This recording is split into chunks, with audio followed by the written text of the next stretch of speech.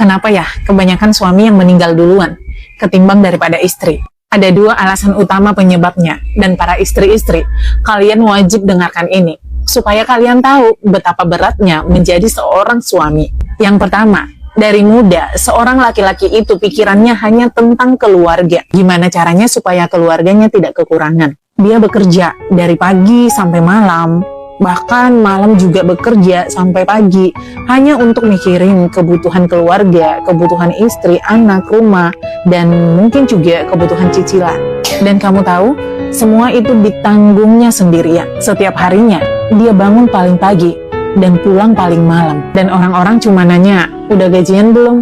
Tapi nggak ada yang bertanya, kamu capek nggak? Keadaanmu baik-baik saja nggak?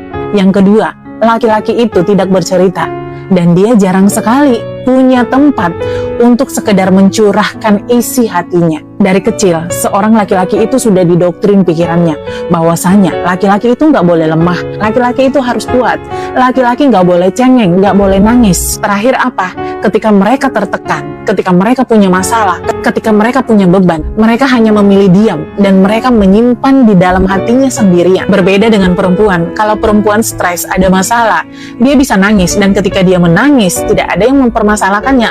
Tapi coba laki-laki, ketika laki-laki menangis, malah dibilang cengeng. Ketika laki-laki mau curhat ke teman, takut diketawain. Dan kalau dia mau cerita, curhat kepada istrinya, yang dia dengar bukan malah support, bukan malah dukungan, tapi malah yang dia dengar adalah, emang kamu aja yang capek, aku juga capek tahu. Dan akhirnya semua ditelan sendirian.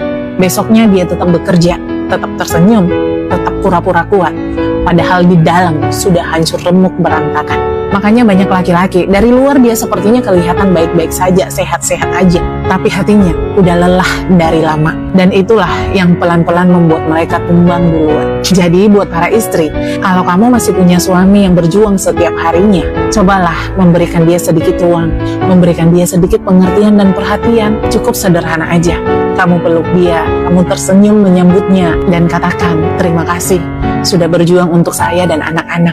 Kadang cuma itu loh yang bisa bikin dia semangat dan kuat kembali. Karena buat laki-laki, istri yang menenangkan itu lebih dari segalanya.